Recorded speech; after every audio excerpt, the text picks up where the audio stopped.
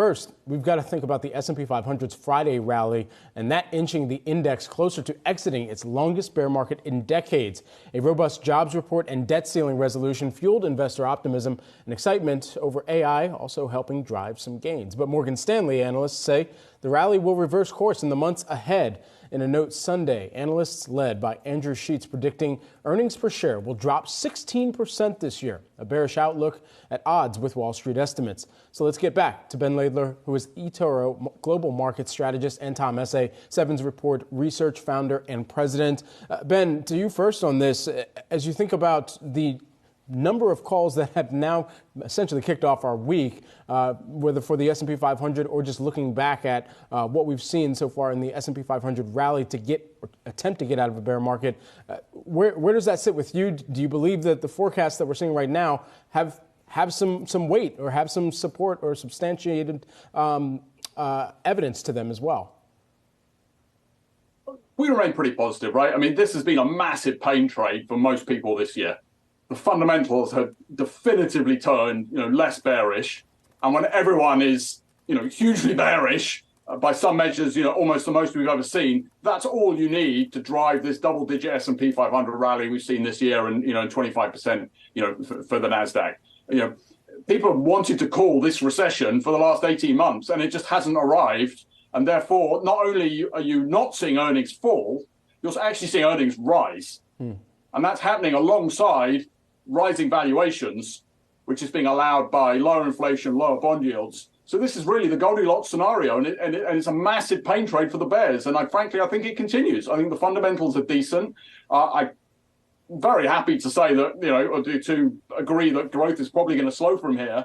But I think markets are just going to look through it, frankly, because the Fed, inflation's coming down. The Fed's getting flexibility to cut interest rates back. I think any sort of slowdown in the economy, slowdown earnings, markets are going to look to the other side. And remember, markets are very long duration, right? The market is not the economy these days, right? It's tech, it's healthcare, it's defensives. It's things that are much more sensitive to inflation, bond yields and interest rates than it is to growth in the underlying economy, I would argue. Yeah, although you could say that, to your point, the growth in the underlying economy isn't that bad, right? Or not as bad as expected. Guys, I've seen the term melt up applied to the rally that we have been seeing. Tom, you first on this. What does that mean when people talk about a melt up? And does it matter what are the implications of that it's being called that? So it's sort of a very official term, of course. Now it's just a Wall Street slang, essentially, for a market that won't go down, even if there are headlines that mean it should. And it basically kind of pulls in, right, skeptical investors. So imagine something sort of melting and it spreads as it keeps going. And that's what we're seeing, right? For the past 6 weeks, prior to Thursday and Friday, 5 stocks drove the entire market. Right, it was those 5 AIs mega cap tech names. On Thursday and Friday, it broadened out, right? Tech actually relatively underperformed.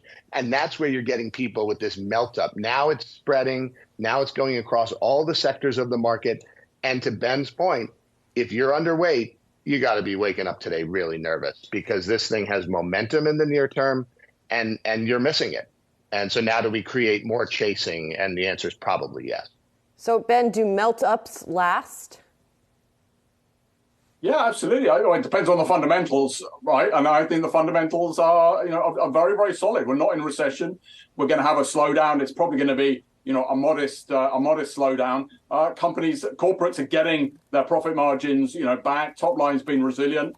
I think valuations are well supported, and investors hopelessly out of position here. So I think as long as it always comes back to the fundamentals. If the fundamentals remain less bad, maybe even sort of firm up stronger from here, I think investors can pretend to be as bearish as they like, but investment managers get paid to manage money, not to sit on cash.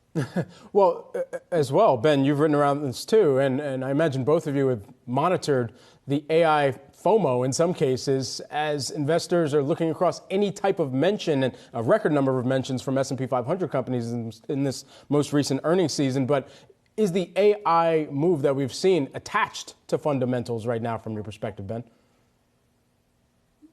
I would say absolutely. So I would say 2 things. So one, I've been doing this a while. I have never seen a company as large as NVIDIA be so flat-footed on a revenue outlook for the current quarter as they just were on AI. That was the moment that AI flipped from being, hope to being, dollars and cents reality. And I think that's massively significant. Two, this is a lot more than just AI. This is tech cost cutting. This is investors looking for defensive growth, like big tech. This is lower bond yields and what that does to, potential valuations. God help the market, all the tech bears, if we see Apple, really make a go of their AR VR headset today. That would just be another driver, to the tech space. Point being, I think there's a lot of drivers to tech here. I don't think, there's only one leg to this stool. And we're going to talk about Apple more in just a second. But there's something else I'm watching this morning, guys, and that's a new forecast out from Morgan Stanley. For once, it's not Michael Wilson, the U.S. strategist, who's making this forecast. It's actually Andrew Sheets over there. And the team there is predicting that S&P 500 earnings per share are going to fall 16% this year. Tom, is that nuts?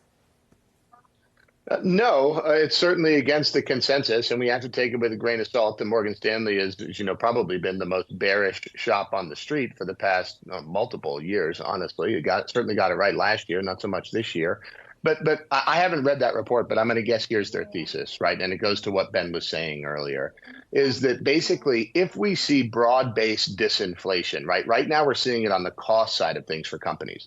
What if we see it on the finished goods prices, right? So what if there are price wars? Remember those? They can come back, right? And actually AutoNation last week kind of hinted at one, right?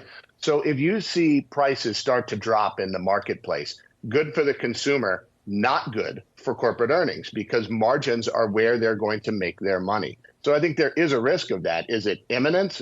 I don't think so, but could it happen between now and year end? I mean, yeah, it definitely could. Yeah, and so who and which companies does that impact the most in your perspective? Well, I think that really your sort of cyclical companies would get hit the hardest, right? Because your stable demand is going to be there, but if people can't extract greater margins, then we have what I call a falling economic tide. Whether it's a modest slowdown or a significant slowdown, we don't know. I think those are the names that'll get hurt the worst. So really, you've got kind of a fork in the road. On one hand, Thursday and Friday should make you very bullish on cyclicals, at least from a technical standpoint. But there's earnings risk here, and if they get hit, then the back half of the year is going to be ugly for them. I have a feeling, Ben, you have stuff to say about all of this as well. Listen, I don't have my head in the sand here, right? The economy is going to slow. That's going to take a chunk out of earnings. All I'm saying is, we've been calling this for a year and a half, where if we're not expecting a certain amount of this at this point, then, what have we been doing? And I do think there are plenty of ways to, defend yourself from that. I think, it's healthcare, it's big tech, it's the defensive bits of the market. I would absolutely be steering clear of the cyclicals, of commodities, of small cap, the ones that are, are going to suffer if growth, rolls over here. But, the fact that it's happening this sort of relatively late in the cycle, if it does happen, I think means the Fed's in a position to respond to that. Again, which is why I think markets are, some sectors will get hurt more than others, but I think the market overall will just look through to the other side of the Fed cutting interest rates and growth flattening out and earnings recovering.